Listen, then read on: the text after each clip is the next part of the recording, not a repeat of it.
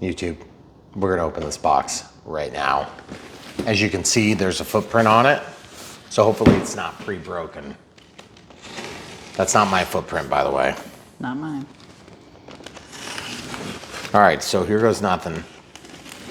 Something new from Brian Phillips RC. Super exciting. Oh yeah, it's an F-16 70mm EDF with smart technology. It's officially licensed by Lockheed Martin. Amazing. Wow, look, smart technology. So that's pretty sweet. This thing is equipped with a higher performance 6S compatible 1900 kV motor with 85 amp smart light ESC. So that means we should be able to do thrust reverse. And I'm super excited to see this thing in action. So here goes nothing, guys. So if you guys are brand new to Brian Phillips RC, you may have noticed that we've done this plane a couple of times now. That's okay though, because better a couple than zero. This one is re-released with a new motor and sort of power system combo. You may have heard, oh, by the way, sizing, it's about 32 inches wide, 813 millimeters.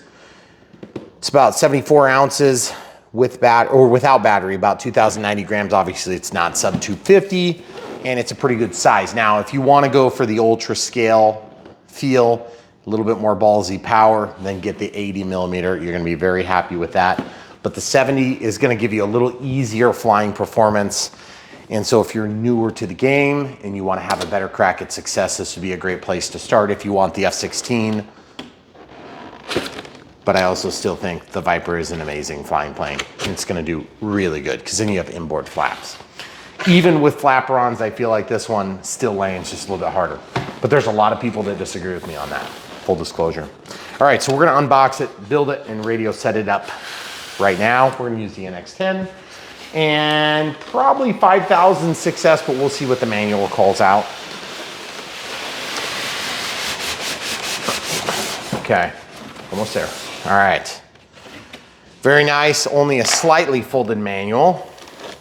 Got some ventral fins here, that's pretty sweet. Oh, it's in a Ziploc, I don't even have to cut my sack. Oh, good, we can save that one now. Yeah, for sure. Okay, so you see that? Looks pretty amazing. We're gonna have to glue those too, just to be clear. Looks like it. But we'll get over that pretty quick. Vertical stabilizer. What's missing? Stars. Maybe they'll just stay missing.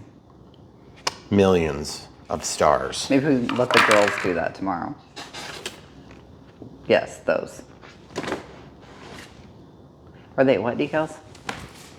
No, they're just regular Just stickers. Oh. Now, admittedly, that's a pain. I don't want to do that. But some people will love it. Just not me. Only because I've done it a few times. It looks like it's got that little bend to it. Oh. Yeah. So excited about this? First thing to break off is going to be this, but it looks like that's kind of bendy for safety. First thing to break off still. I have one in my pocket. It's a nose cone or a missile. I don't know, the kids found it outside. Okay, I don't know what that came from though. I don't either, that's why I still have it.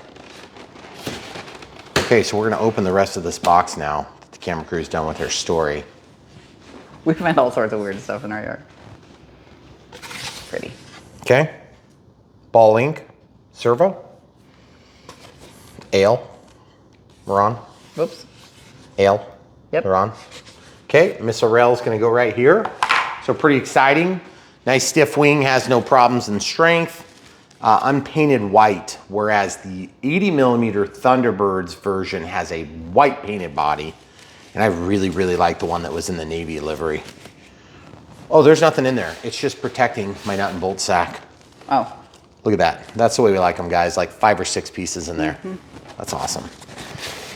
That means that you're gonna have a low piece count, generally means you're gonna have a pretty easy build just because there's a lot less pieces to deal with. Because how could it be hard if you've got less pieces? Okay, so it looks pretty good here. Just keep in mind, one of the things is you'll have to split out your ailerons for flaperons if you decide to do that. Okay, so we got some missiles in here, some missiles. here, missiles. Okay, and we'll just grab this one out. Very nice. They should be sidewinders, but I think they're actually the wrong missile. But I like the way they look still. And I'm glad it's not just rails. Although it is cool on the bigger one, you can you take the missiles off? I can't remember. All I know is the 80 is amazing, the 70 is amazing. They're both fun, but the 80 definitely takes the cake on a lot of different details. Just keep that in mind. They're both 6S flyers, so you can imagine the flight times are gonna be a little bit better on this.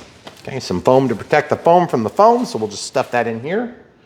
And you can see the nose protrudes out here. Ooh, horizontal stabilizers. Looks like we gotta glue this. We're gonna have some China glue in bold China. I know China. Okay, ball links. Not a full functioning stabilizer, okay? As you can see, but very light and effective. And I gotta say, stabilizer would be cool, and you do get that on the bigger 80, just to be clear, okay? Beautiful, it looks wonderful. What the heck is that? Why is my antenna sticking out? Pop that canopy off. Why is the antenna sticking out? 631, do not chop your fingers off. We demand it. And then a ferrite core, that'd be the first thing I would take off. Okay, some high quality straps, looks nice. Very good cable management, I must say. Yeah. Nice. So that's awesome, but I don't understand why the antenna is not. And why did they have the antenna sticking out here? What if you want the battery right there? You'll find out, Brian Phillips, RC.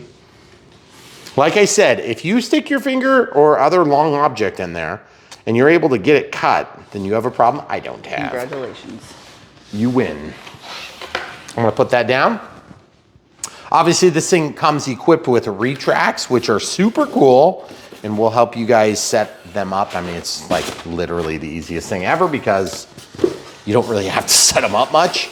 But this is what we call a bind and fly basic, which means that we have the radio is installed, or the radio system is installed, provided you're using DSMX through a Spectrum transmitter, okay? We're gonna show you the setup, then we're gonna show you to do forward programming if you even need to get AS3X and safe activated, and then turn them on and off for normal use. And we'll show you all that in the radio setup, which will follow after we build this beautiful creation.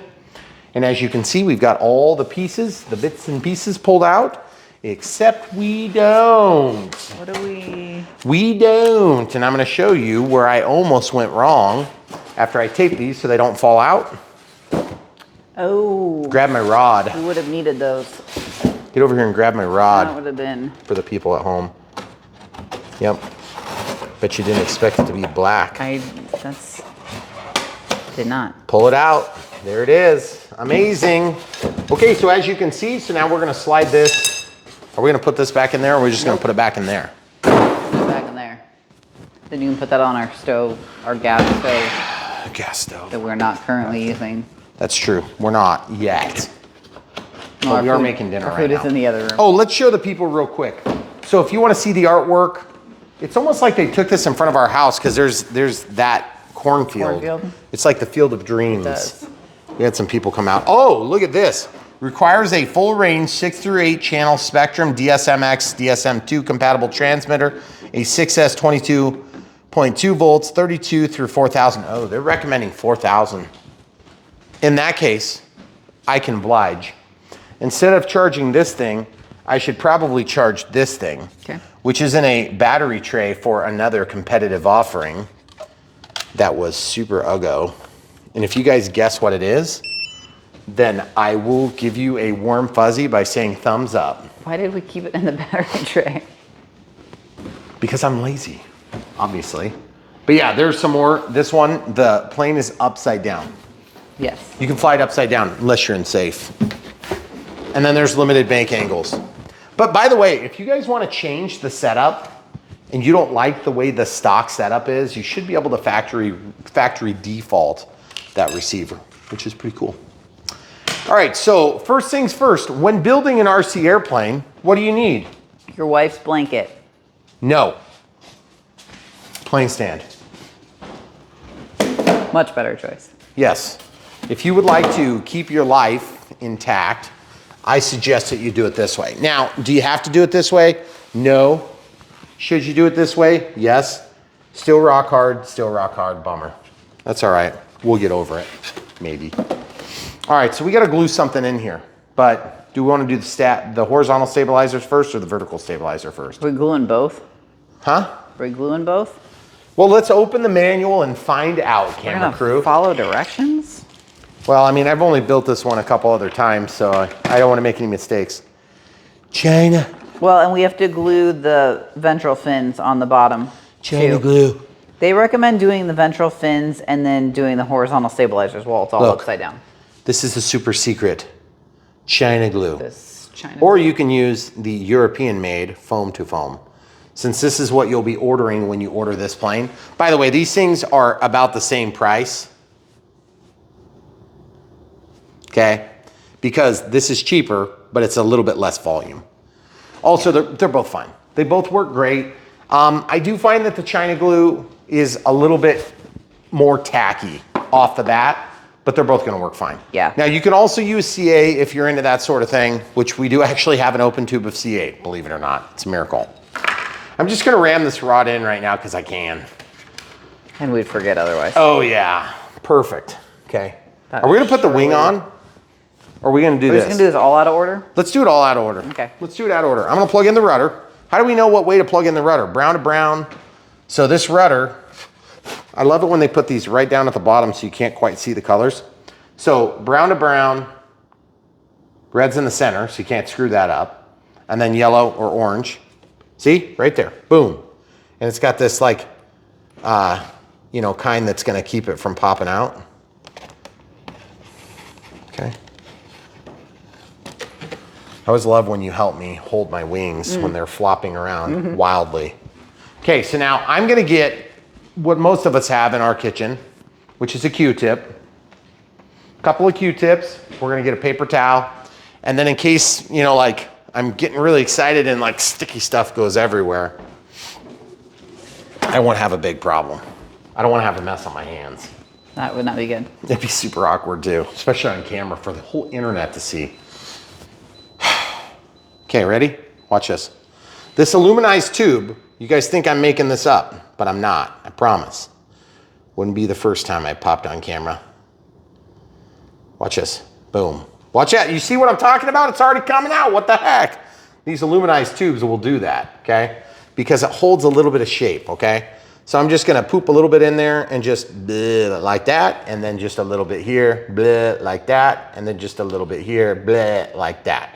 And you have to make that obnoxious noise or it doesn't work, okay? So now you'll notice it's not pooping out anymore. That's why I get the towel, so I can, you know, avoid that, okay? So now watch what I'm gonna do. Q-tip. You don't need the Q-tip, but the Q-tip helps a little bit. I'm putting it down in the cavity instead of on the wing, because if you put it on the wing, it's gonna smear the schmutz all over the sides as it sticks in the hole, okay? Nobody wants the schmutz on the side when you stick it in the hole. You want it to just be in the hole, right? Right. Okay, so now listen. We need a little bit more of this on there, and I'm just thinking, I probably didn't go as crazy as I thought I would. Yeah, normally you put on like 3 times. 3 times as much? Yeah. Is that what the doctor ordered? All goop out the sides. Tell us more about when it goops out the sides, camera crew. Well, then you have to like roll it off. Yeah. Okay, you'll notice that I was careful not to over squeeze, and so that keeps it nice and not messy. And you guys notice what I was talking about, like it's better to put the goop onto the other side here, and then when you slide this in, you won't get the goop all over the edge. But if you get a little teeny bit of roll on the side, no big deal. Now, you'll notice what I'm gonna do is I'm just gonna like not stick it together. I refuse. Do you know why? Because I'm gonna put this on right now. Booyah, amazing. That way I can knock this off even before we fly. Perfect, yeah. Okay? That will not be the You're first probably thing to get knocked off. understanding by now, I need to let that glue cook off. And you're probably thinking to yourself, what the heck does cook off mean, Brian? Well, this stuff will chemically react with the air, just like the guy in the warning. So this is where China glue really fails. It doesn't warn you not to eat the stuff. It probably should. Or breathe the stuff, I guess. All right, so this is probably fine now. Now there is a rudder line somewhere up here and I could probably pull on it. Yeah, I'm not gonna find it very easy. I'm just gonna drop this down in here if I can. See this, guys? Drop it down in, drop it like it's hot. And then I'm just gonna slide this right into the hole. Now, I have to push it forward and back just a little bit to find the pocket, and just be careful to spread out the load with your hands. Otherwise, you're gonna dent it. And it's very easy to dent it. And nobody wants a dented plane. You're gonna dent it eventually with a bad crash or something, and that's different. At least you've earned it, okay? Look at that. Look at that. Amazing, okay? Push that in there, make sure you get good penetration as always. Okay? Now, since we're doing this completely out of order, I have to put a missile on, a missile. A missile. So we're gonna slide this in here, super easy. This build is gonna be really easy, folks. I hope you guys don't need this build assistance, but if you do, that's fine. We're here for you on Brian Phillips RC. And it's not like we've only done one video.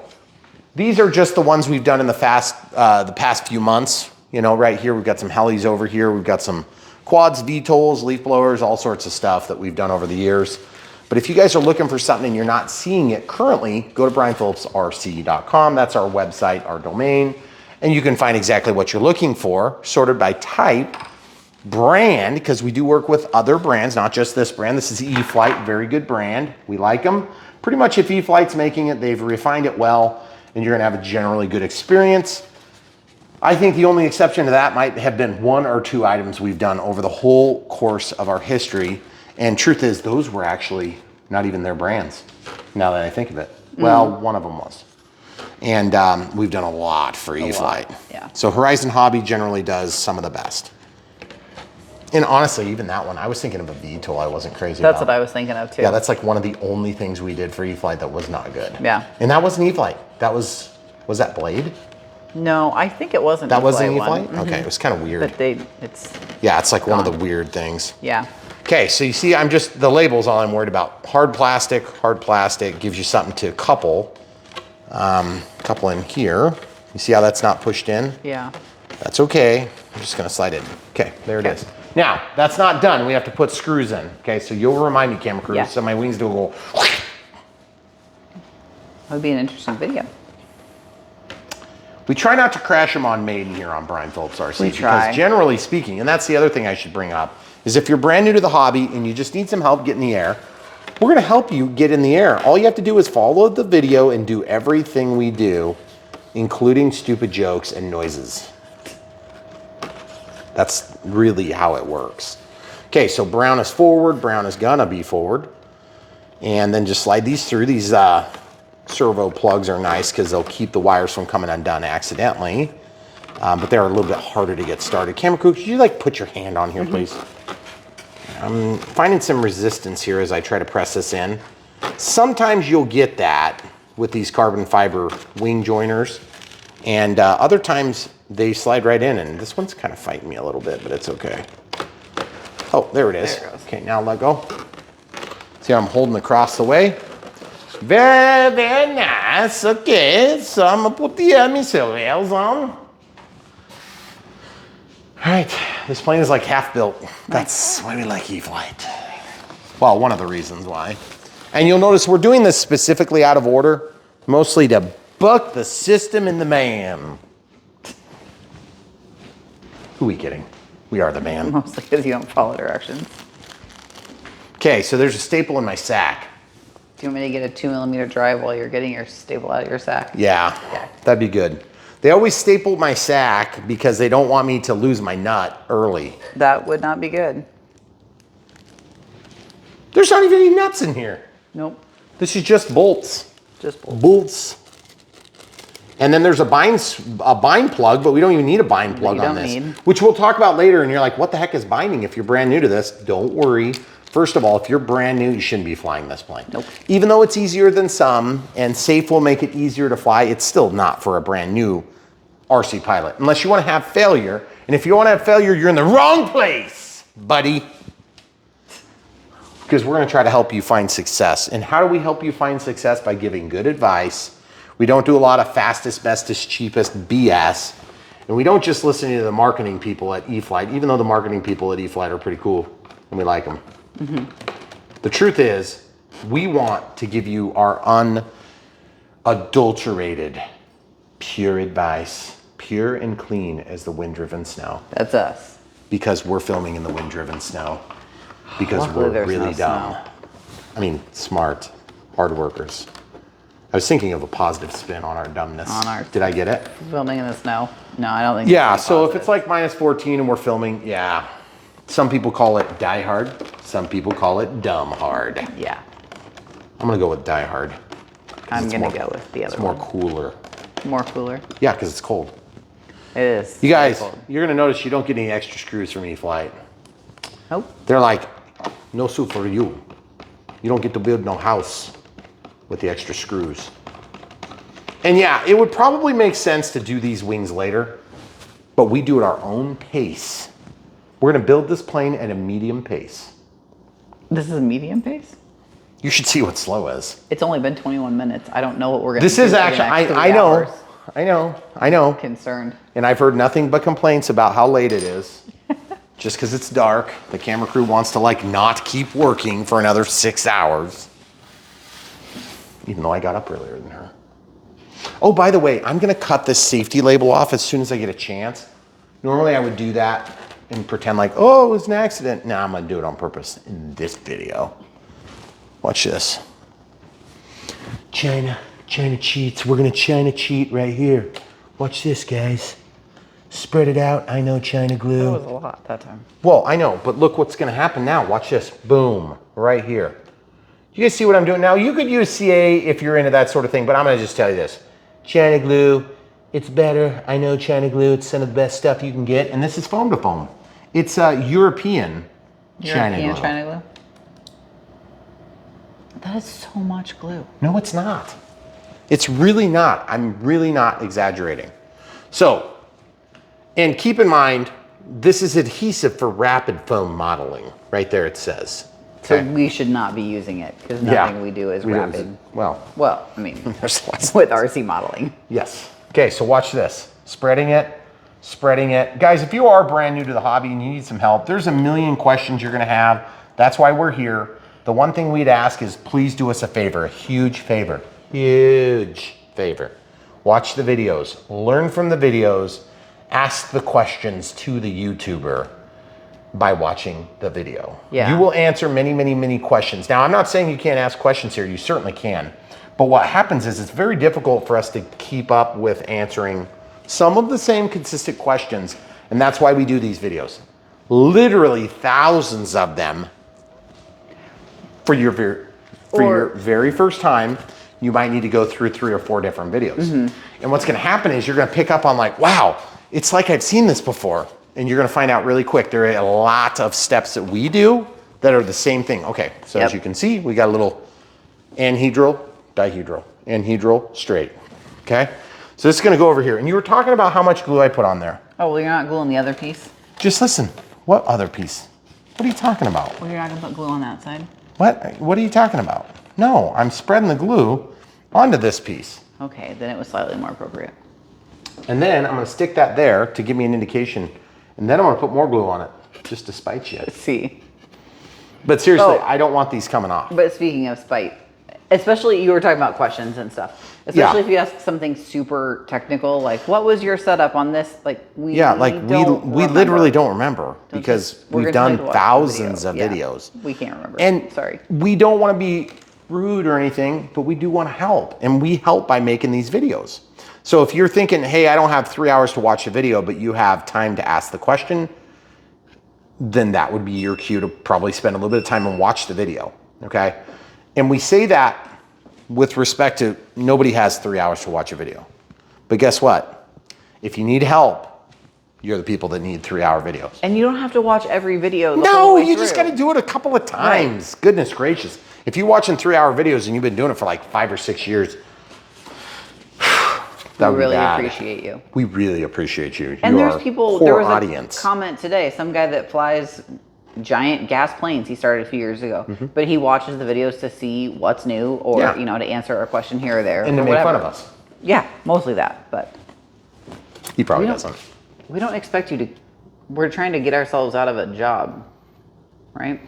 What? You shouldn't need us after a while. Yeah, once you've seen 4 or 5 videos and you've actually learned what there is to learn, then the truth is, like, we should basically train ourselves out of the job for the Unbox build radio setup. But that's why we do the maiden flights too, obviously. And we separate them out because we know, now I'm gonna let this cook off. I'm gonna set it on the edge of the counter here and just let that sit for a minute. Now I'm gonna come back to the other wing and stick it on there permanently. Okay. Okay. Now if you pull this and you try to stick it together too quick, then it won't be as tacky as you want. And so it may be easier to, if you have to slide something into an opening like this, you don't want to let it sit too long because you won't get it. See how tacky that is already?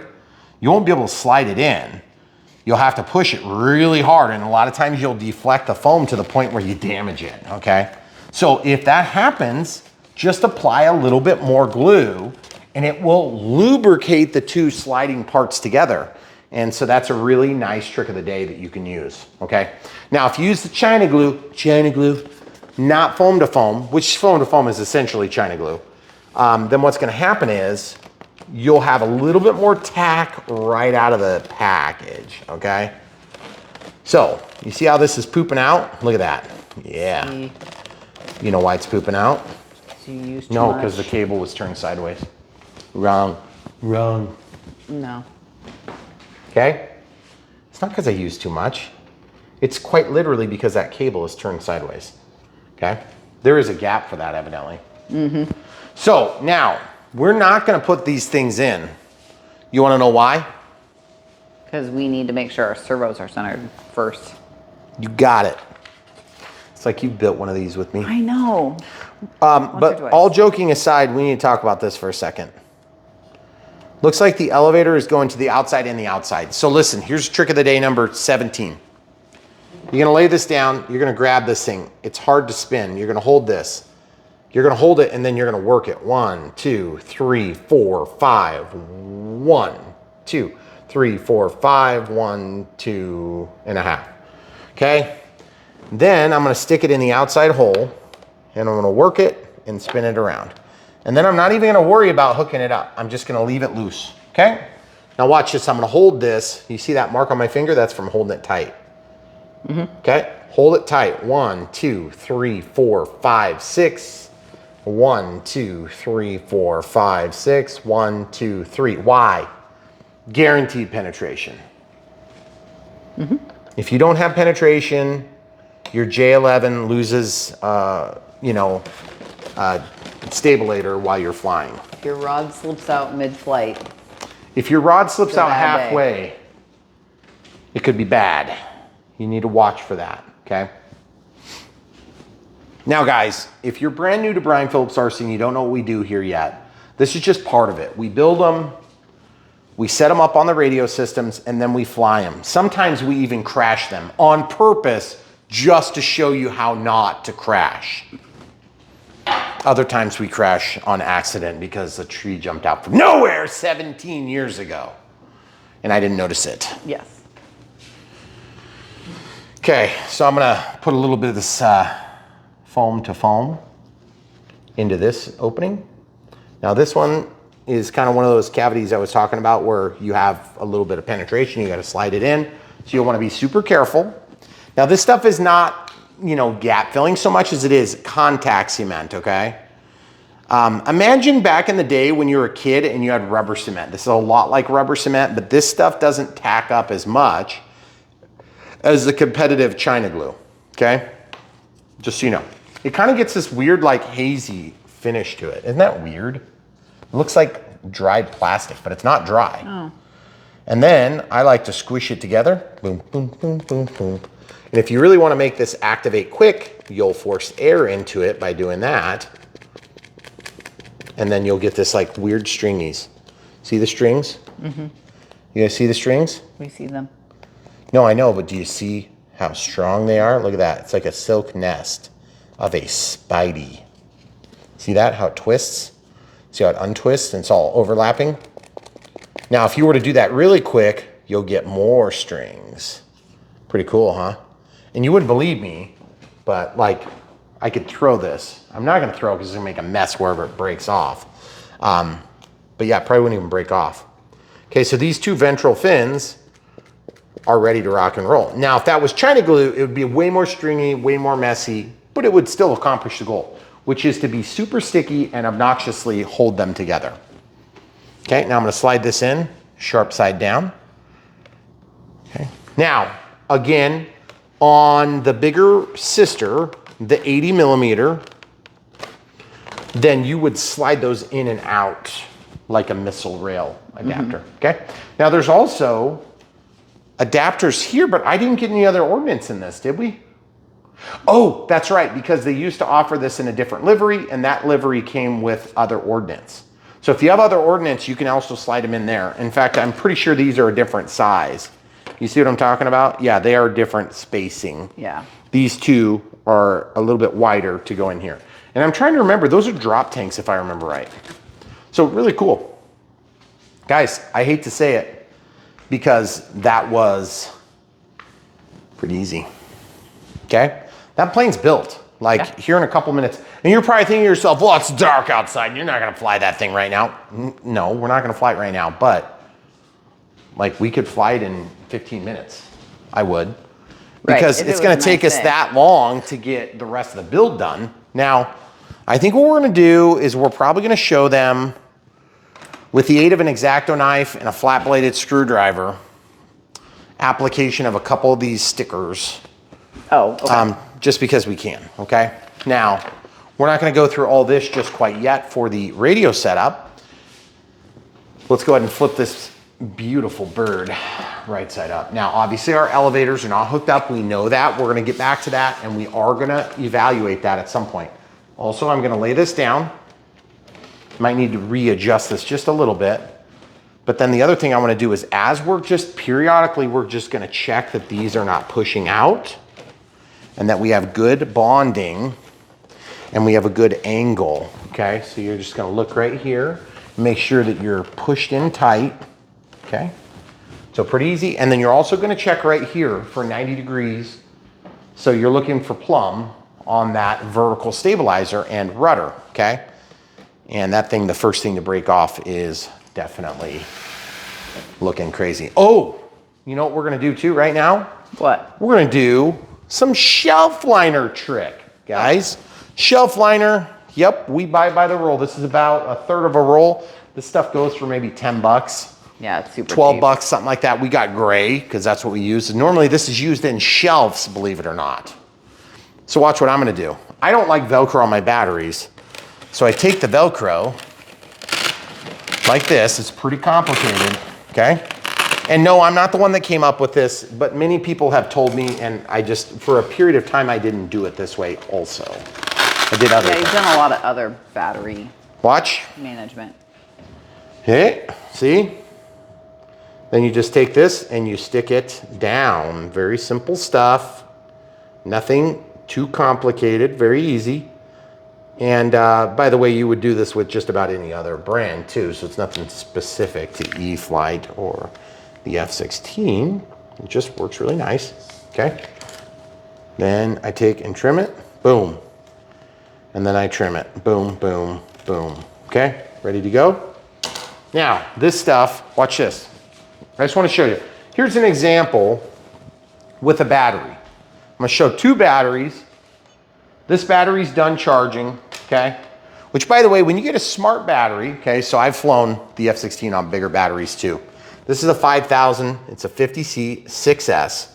So that speaks to the number of cells, 6 cells in series, which gets you up to the 22.2 volts nominal, because you're 4.2 volts charged, and about 3.3, 3.4, 3.5, 3.6 discharged. Or if you're Brian Phillips RC, 2.8, 2.9. That means it's totally dead. Lipos operate on just the very top of the charge, and then this is discharge, and this is used and unused, okay? Or this is charged, this is uncharged. So the way you chart the output is like this, nice linear change, and then boom, dead. And it becomes chemically unstable outside of that range. So that's where they get that 22.2 volts. 6 cells in series. This is 111 watt hours. Okay, so that speaks to the number of watts for 1 hour that it can produce. Of course, this isn't gonna run for an hour, you're gonna run it for minutes. So you would multiply that number of watts times the flight time and the draw load, or the load that's being drawn. So let's say it's 3 minutes times, you would take that times divided by 60 times 3 or whatever. Okay, I never even worry about that. Don't worry about that. 50C speaks to the marketing, gimmicky, advertised quality of the pack in terms of how fast it can discharge its energy through the discharge leads. This gray lead is the data lead. Okay, so it is a data lead that's tested against ground here. This will be the reference voltage. This is the main voltage output. This is the main ground.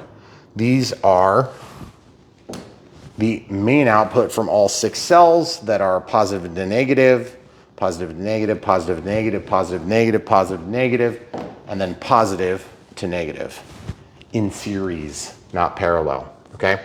So that means if you had 6 in parallel, which we don't generally see that anymore, we used to see that in different battery types, then this would be 4.2 volts instead of adding 6 of them together, okay? Hopefully I haven't totally confused you. And if you look really carefully here, you can see how there's like 6 individual cells as you press, kind of little bumps, okay? Can they see it? Yeah, you can see a little bit in the glare. So those cells, if you were to tear this off, there's also a smart chip in here that automatically balances these cells to keep them at optimal balanced level. So it says, cell 1, what are you? Cell 2, what are you? Cell 3, what are you? Cell 4, what are you? You're really lagging. I'm gonna take some from these guys and give them to you. So it's like a communist. And then you end up with equal pack output, and also you don't have a sagging cell, okay? Sagging cells will put a plane down quick. And you get that usually toward the end, like when you've stretched them all to 2.8 volts. When you've landed and then taken off again after your timer went Immediately off. crashed. Yeah. I don't ever do that, No, except for on it did most not days. happen. Like, I'm not worried about cutting my hand off, so I'm just gonna cut this out, okay? But guys, just to be clear, smart packs are very nice. They're gonna help you to have a better experience and enjoy a higher level of safety, because you don't have to discharge your battery. This is automatically gonna discharge. Let's talk about that for just a second before we dive into the decals, because decals are super complicated. Okay, so as you can see, we got lots of batteries here. This one's charging, so I'm gonna go, this is an S2200, so I'm gonna hit cell 2, or channel 2 rather, and it's plugged in. You can see we've got both styles of EC3, or excuse me, IC3 and IC5. So this is an IC3 here, and this is an IC5. So the bigger batteries are gonna have a bigger connector so they can discharge a little quicker. And then there's also things like XT60s, and you've got little IC2s here, and you've got over here a bunch of different adapters. These would be EC, because they don't have the data line and they're blue. So that stands for E-flite connector. That's an EC5, that's an EC3, okay? So just to give you an idea, in fact, here's an EC3 to an EC2, okay, adapter. Lots of adapters. If you need the data transmission, then this is how the data gets transmitted to this smart circuit in here, okay? So it tells individual cells, even though there's no balanced lead. And you're like, but wait a second, how does it do that? Like here's a non-smart battery.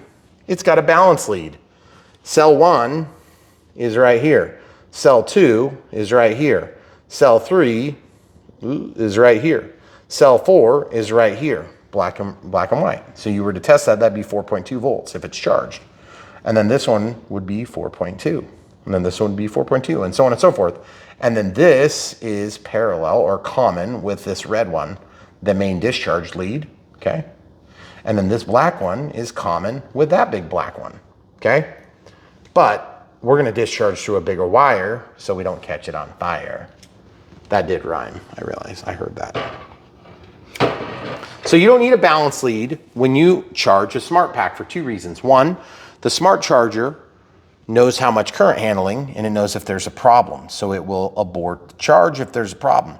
But generally speaking, the little circuit that's mounted inside of here is gonna take care of balancing the circuit On a Gen 2, you'll see a darker orange color. And on a Gen 1, you'll see a lighter orange color, like that, okay? This also has a balance lead as well as a data lead. You can start the charge without plugging in your balance lead, or you can just skip that. But Gen 1 cells, Gen 1 packs are going to be a little bit slower balancing and a little bit less capable of power transmission than this. Okay, it's just a slightly different, slightly improved circuit, not a big difference. But you'll notice that these go to 3.9 volts by default, and these go to 3.8 volts by default for balance or for the auto discharge, okay? That's where the chemistry of the LiPo, the lithium polymer cells, is the most even keeled, okay? So now look at this. When you press the up and down arrows, you can get more information. Talks about the internal resistance. And then you can also press and hold the start button to stop it. And you can press and hold it, and you can go down here to smart battery settings, and you can change that. I have mine set to 240 hours for auto storage, but just to be clear, you can shut that off. Okay? And then it would just be like a regular battery. They come 72 volts, or excuse me, 72 hours for auto discharge, okay, by default. I would change it to 240 hours, and that would mean 10 days from the time that we charge it till the auto discharge. Okay, now I still haven't figured out if that means it starts automatically discharging over the course of 10 days, or at the end of 10 days, it starts the auto discharge sequence. But if you ever touch a pack and it's warm to the touch, right here, that's because it's auto discharging. It consumes the electrical power by making a little bit of heat. So that's normal. If it's a lot of heat, that'd be a problem. Deal with that in the safest way possible, okay? I've never had that happen, just to be clear. We deal with a lot of different batteries here on Brian Phillips RC. We've never had a fire, but people do occasionally have issues with that. Usually it's from having puffed up packs because they've over discharged them, or they discharge them way too fast, or they charge them too fast. And generally speaking, they're not smart batteries, so they don't have any sort of battery management system like these do. And so that little bit of peace of mind you can enjoy when you get smart packs, okay? So in our case, look, I even have an anti-slip right there. Oh, and I was gonna show you guys this. Okay, so this battery slides around pretty easy on this granite countertop, okay? So see how easy it slips? This is just to show you the difference. And if you hold down, it's not gonna move. Like, I'm a strong guy. You're not gonna move that, okay? When you crash, it might slip forward. So be it. That's a crash. Things slide, okay? But this stuff works really nice. And by the way, you can double it up if you really wanna make up for like a rough surface, or you've got like a wood, you know, that's got a little bit of a twist in it, or you've got plastic that you want it to reach out and maybe not get a little bit of glue to transfer onto the battery, okay? So just a couple of thoughts. Generally speaking, S2200 is a great place to be. The S1200 is gonna be a single channel, 200 watts. They do have some offerings that are a little bit cheaper. My suggestion is with chargers, the S155 is great for people that are using 4S and below. It's gonna do the same quick connectors, which is nice. It's got this USB port for software updates and stuff like that. And then of course the balance lead. So I suggest this for people that are just getting into it, because that's gonna take care of most planes for a very beginner.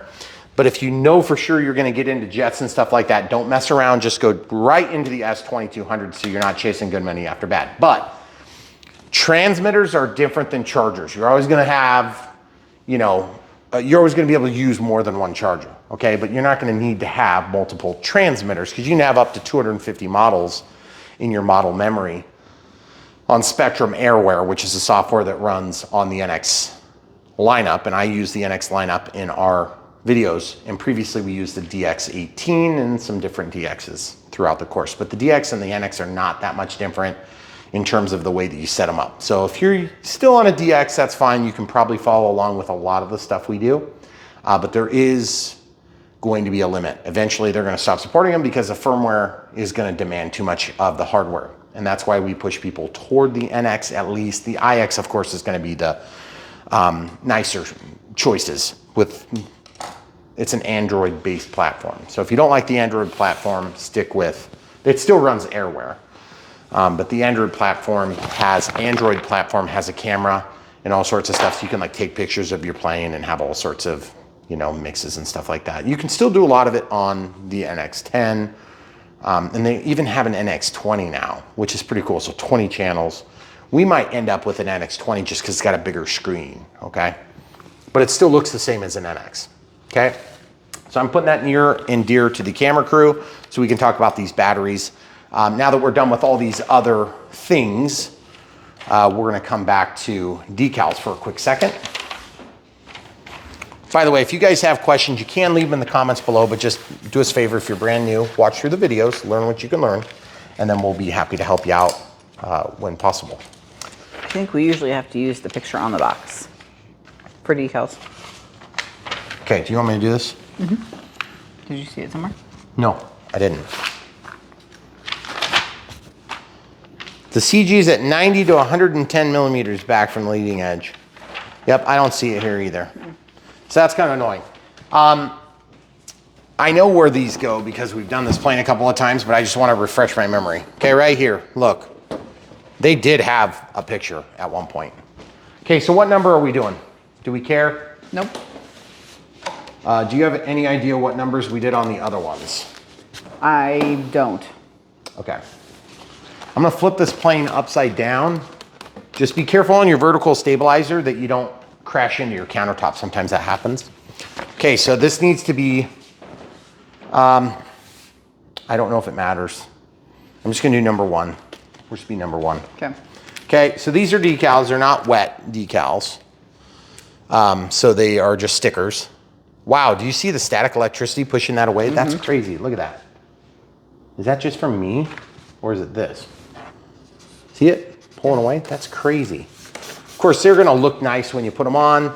And then if you have a buddy that's gonna fly with you, you guys can coordinate the numbers to make sense with what you're doing, okay? So we're just gonna stick that on, and then there's like lots of stars. And the stars actually go on the tail, if I remember right. So we'll go back to the front picture. Yeah, there's the stars, okay? So we have to do some stars on one of the tails, the vertical stabilizer. So we can flip this thing back upright. By the way, spring-loaded retracts, which is nice. Grass ops might be a little bit challenging unless you have super well manicured grass, just to be clear. We do not. So we use a paved runway.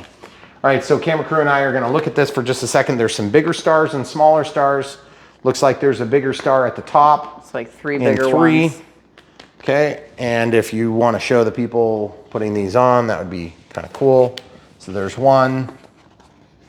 And I'm just gonna do one side and see if we can do a few of these decals. Now guys, you don't need to watch me necessarily do decals, but what I am gonna do is just show you how terrible or wonderful it is. Okay, I'm just gonna copy closely what I see on the box, and this is not a real hard process, but there's just a lot of them. And I think what happens is sometimes the labor cost at the factories get really out of hand to apply this many decals. And so the companies will come up with creative ways to save money by having us do some of the labor. And some people really enjoy this part of the hobby.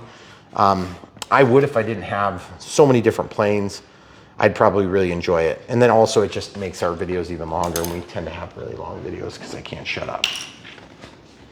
So these little ones are gonna be challenging. I can already tell.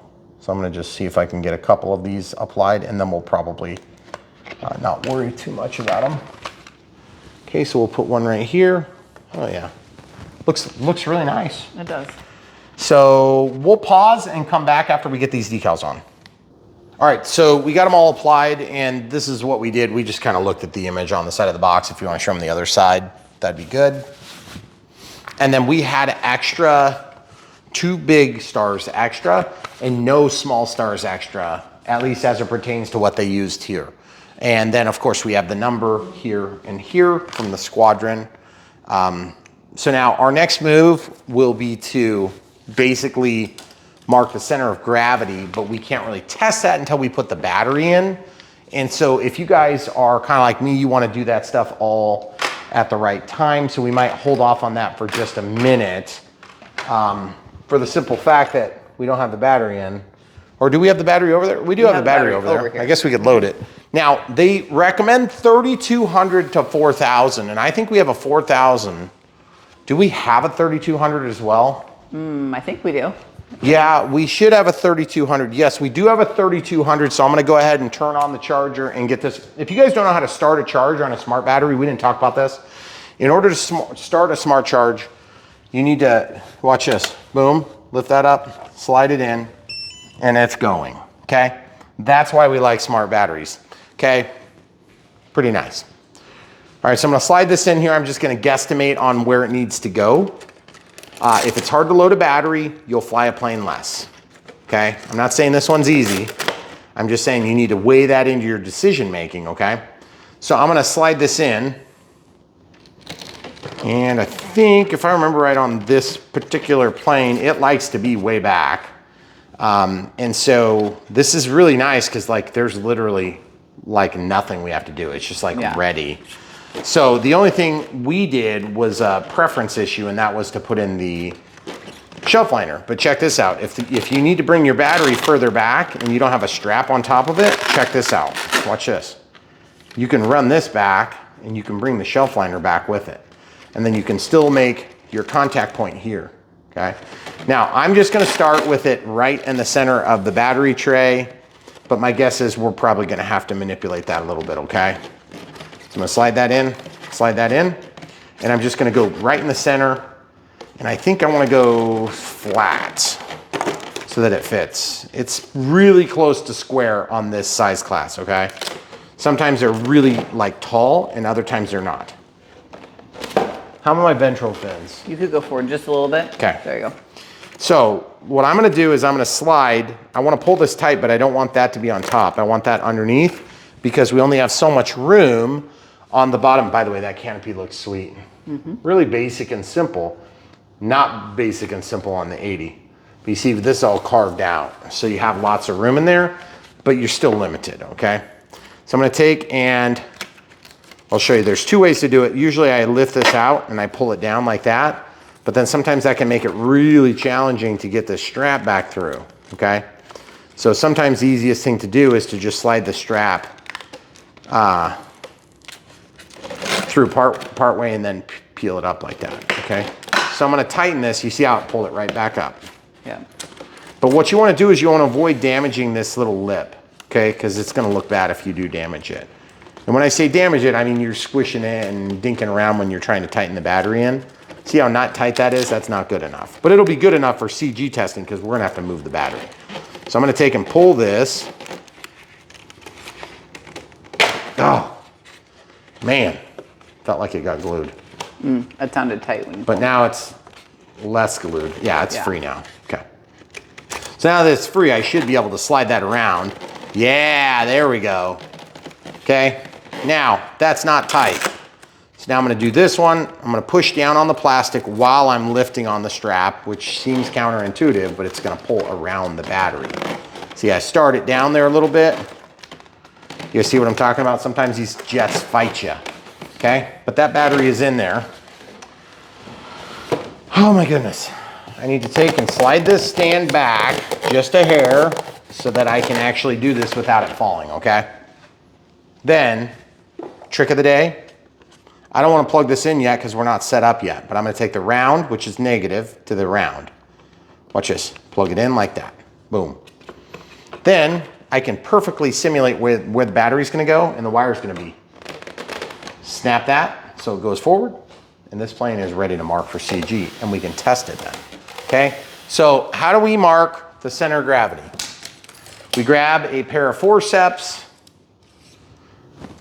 Okay, what's 90 to 110 millimeters back from the leading edge Where's the of the leading wing edge? at the fuse. So the leading edge, okay, that's ambiguous as all get out, but they mean at the edge of this wing. Okay, so I've got 90 dialed in. Now you don't need to be hyper specific with this. It's gonna be close enough, okay, folks? Okay. Now I'm gonna bring this back from right where my middle finger is. And I'm gonna bring it out just a hair, and then I'm gonna bump it. That's my first mark, okay? Then I'm gonna come over here where I can see a little better, bring it out just a little teeny bit, and I'm gonna bump it. That just makes a pierce, okay? A piercing. I'm gonna pierce the foam. Okay, now I'm gonna go to 110.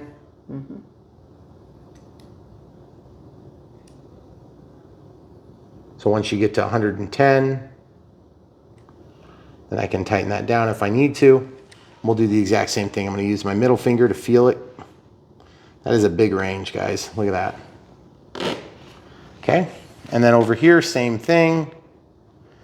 Now, if you're not sure, you wanna double check your work, what you can do is you can take, and once you've actually done your marking, you can measure between the holes to see if you gave yourself enough leeway, okay? Now remember, I'm gonna undo my lock, and then I'll just measure here. And then once I measure that, looks like, what was the difference? 20? 90 to 110, so it should be 20. Should be 20. Okay, so there's 20, close enough, okay? So there's 20-ish. Again, close enough for what we're doing. Now, remember, you're not gonna get this thing exact. It just isn't gonna happen.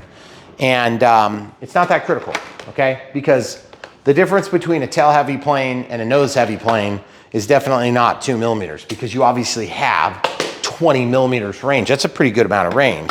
That's 2 centimeters, guys. That's a lot of room to have differential between, you know, setups. Keep in mind, excuse me, keep in mind we have our 4000 6S in here. So now we have these marked, and before we even do the radio setup, I can check the CG. Fingers on the front hole, tip the plane forward or tip it level, and our linkages aren't connected, but that's just such a minor amount of differential. So it's a little bit nose heavy, so on the back hole it's gonna be way nose heavy, okay? So that answers my question on 4000. I'm not surprised even a little bit. I knew that was gonna be the outcome, okay? So now what I'm gonna do is I'm gonna just loosen my straps just a hair. I'm gonna let this battery relax just a little bit because we know we're just gonna be moving it a little bit, okay? And then I can slide this back a pretty good amount.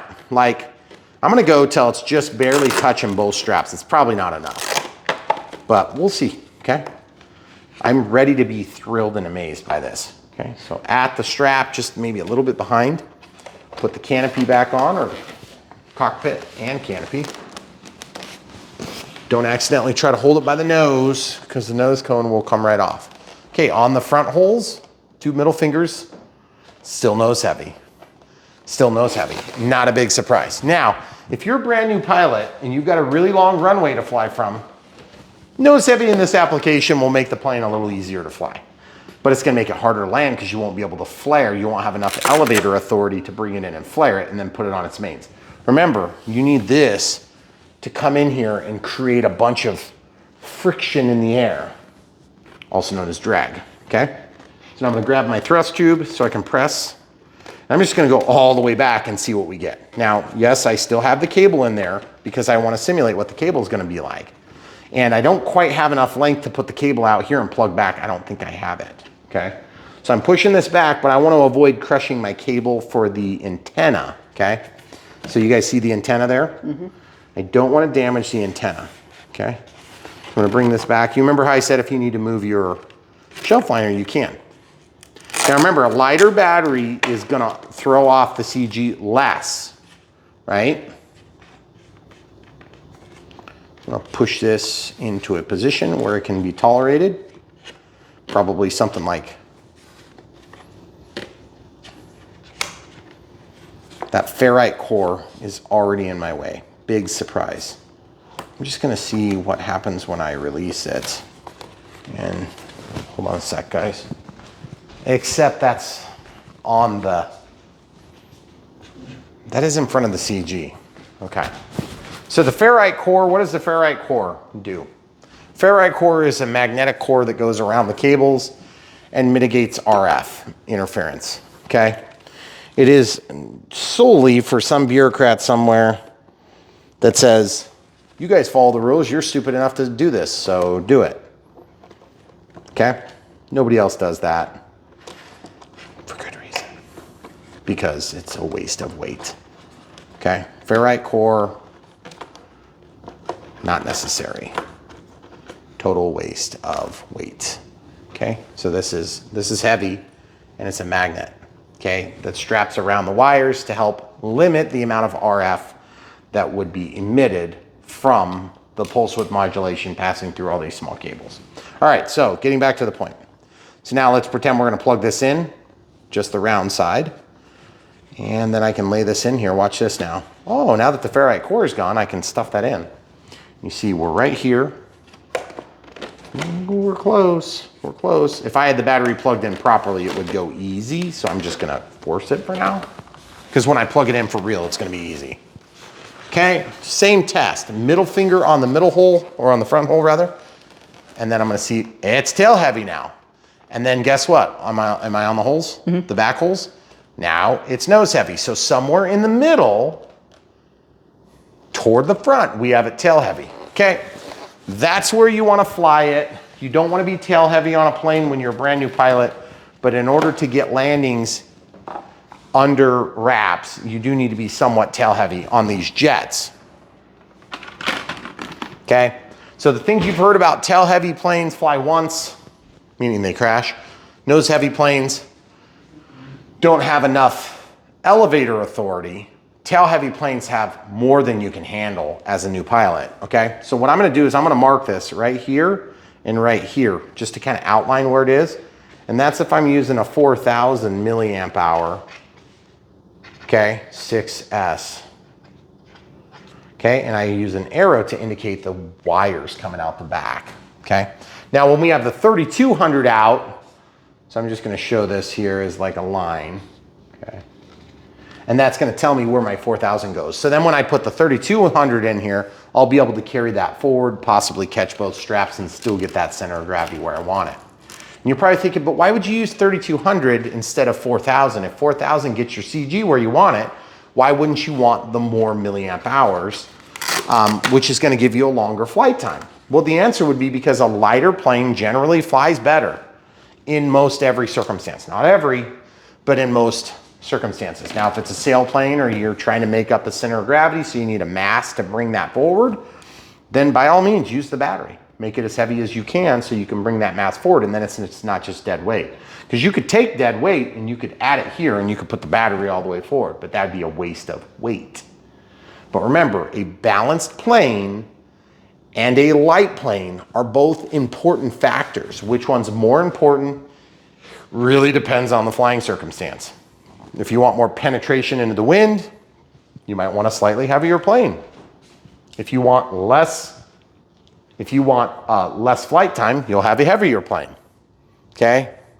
So there's always trade-offs, and you have to use your best judgment. All right, so getting back to the point, now we're pretty much ready for radio setup, okay? So this is a miracle. The camera crew is gonna watch. I want it to be public. I threw that away. That's the first time ever in the history of time. Yeah. Okay. All right, so now what we need to do is we need to set up the radio setup. In order to set up radio setup, we need to actually get our profile set up. So we're gonna pause and come back and do radio setup. All right, so we have to select a new model. So we're gonna cancel and back together, or you can click function list and scroll. That's click, that's scroll, cancel and back. Create new model, create. Okay, so now this is gonna take a second. If you don't have 250 planes in your model memory, it's gonna go a little quicker, just full disclosure. Also, we're gonna set up throttle cut, we're gonna set up a timer. Even though we do have telemetry now, we shouldn't actually need the timer. Might be kind of handy. Okay, so model select we already did, model type, it's already selected. If you change that, it's gonna reset everything Model name, this is where we type in the name. So it shows the number, colon, space, and then we can type it in. So we're gonna type in F-16 Thunderbird 70 millimeter. All right, so we have the F-16 Thunderbird 70 millimeter. Unfortunately for me, I've got a couple others in this transmitter, and so I don't know if I'm gonna delete the other ones or what, but this would be like the V2 or 3, I'm not sure, because it's got a new motor. But there was a time when this same Thunderbird F-16 had an AR-6, it was the 630, it was not the 630, what am I trying to say? It was an old style, and I'm trying to remember, 634, what was it? I don't know. I forget. I didn't have those memorized. I'm so sorry. But now it's got the 631, but it's also got the new battery, or not the new battery, but the new motor. New motor in it. So I don't know. There's no room to put it, so whatever. Aircraft type. All right, so this is where there is a piece of helpful information in the manual. By the way, this is where it tells you, you know, which battery. There's something in here. There's like a bump or something there. What the heck is that? Oh, it's just a piece of foam. Where? Oh, here it is. IX, DX, NX. Okay, so power on the transmitter. It just walks you through all the setup. Okay, so yeah, I'm gonna set this crap up myself. Expo, retractable landing gear, channel 5. You know, I don't know. I'm still pretty basic. So you have a normal wing type. Now, I know some of you are thinking, well, what if you want flaperons?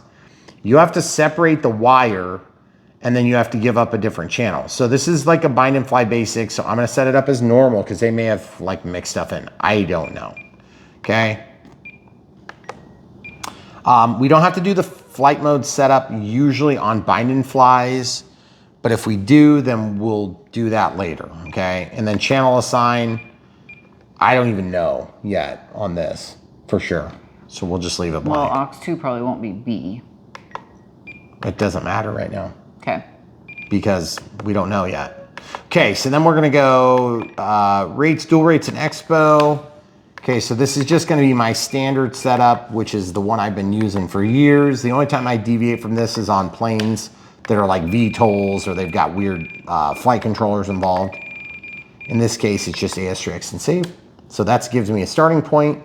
If I need more, I can soften the sticks and dampen my controls a little bit. Or if I need more precision, more touchy sticks, I can go to that, okay? But I still have a little bit of expo.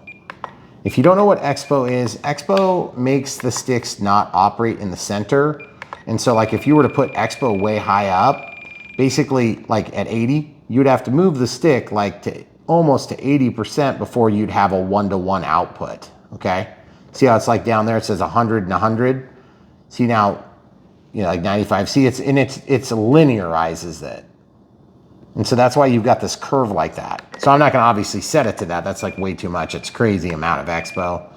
So I do 5 on switch F, and then 10, and then 20, and then I drop down my rate from 100 down to 90. Now I prefer using expo over using rates because I feel like if you use less rates, you would be better off to use more expo and keep the full rate. Because what happens when a tree sneaks up on you? You need to pull the stick all the way back so you can avoid the tree, right? Well, and this is something that happens in RC because when we watch the plane, we watch ahead of the plane, but we still kind of have this like dance of what you can see ahead of you, right?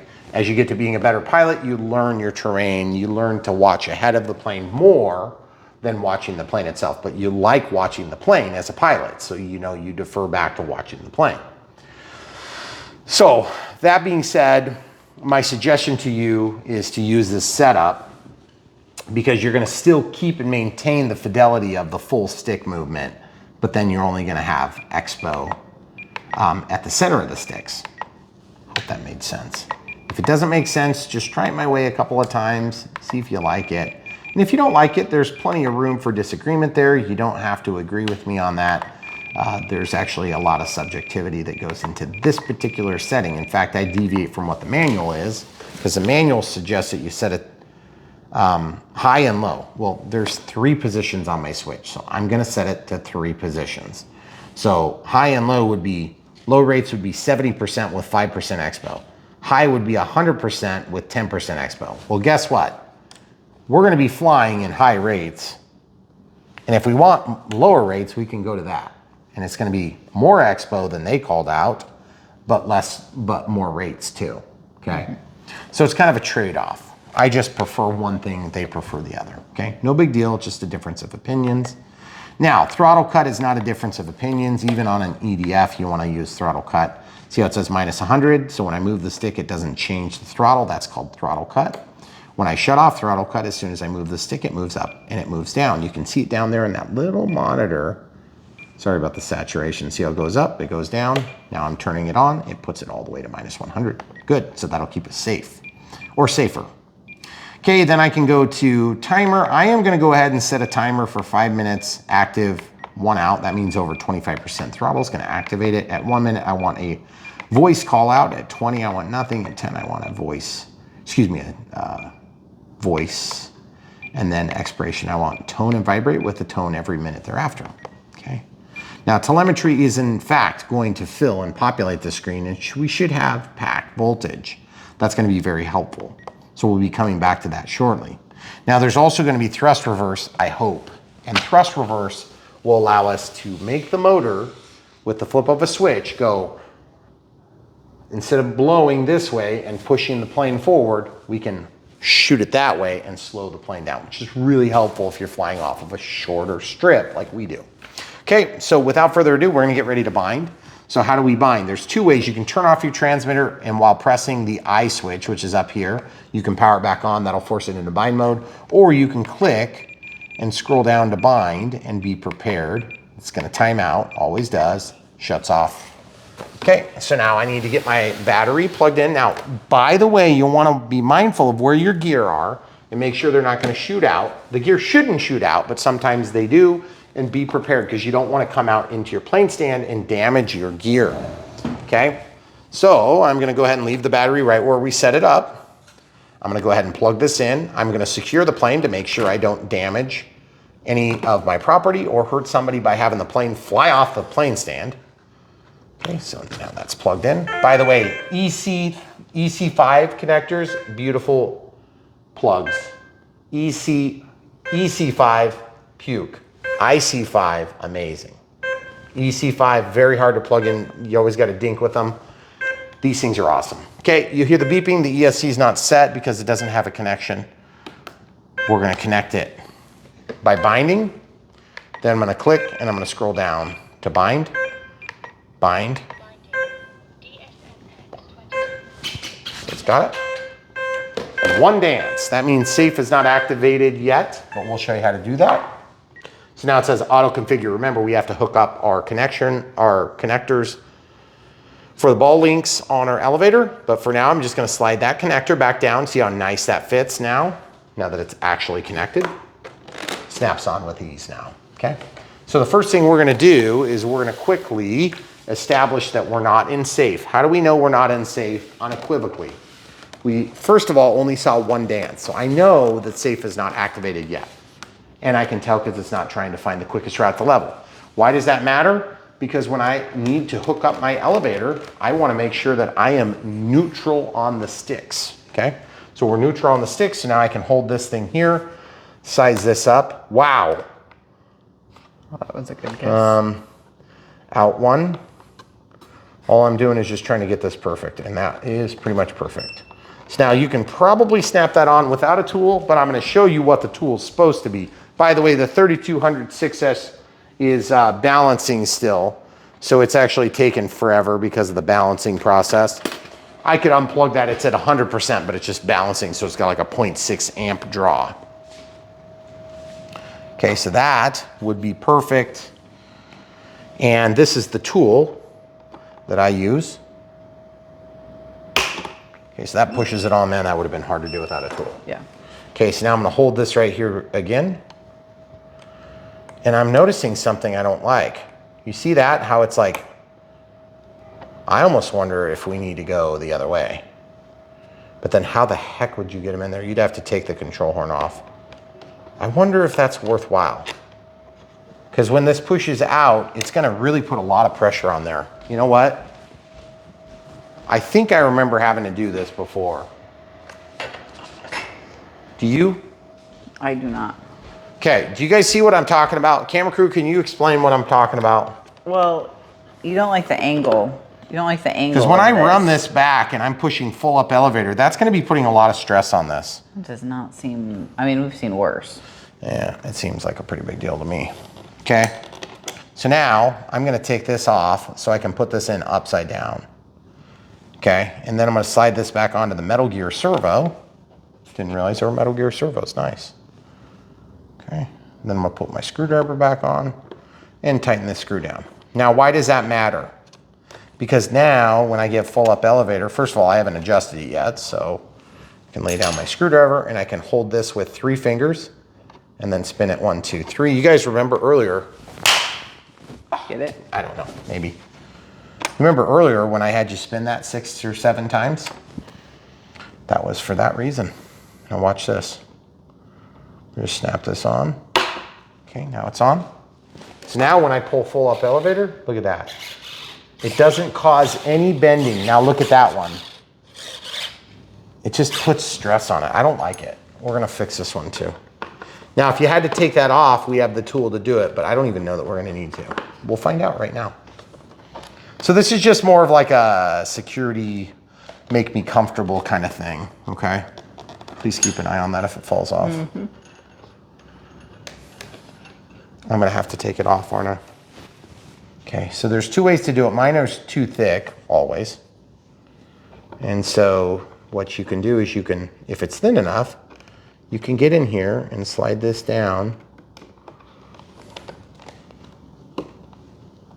and then pry them off. But you got to get to that little button thing. There it goes. Come on. There. Now it's going to allow me to pop it off. Once it pops off, should be no problem. And then instead of being on the top, I just want to go in from the bottom. Okay, in from the bottom and then rotate. Right?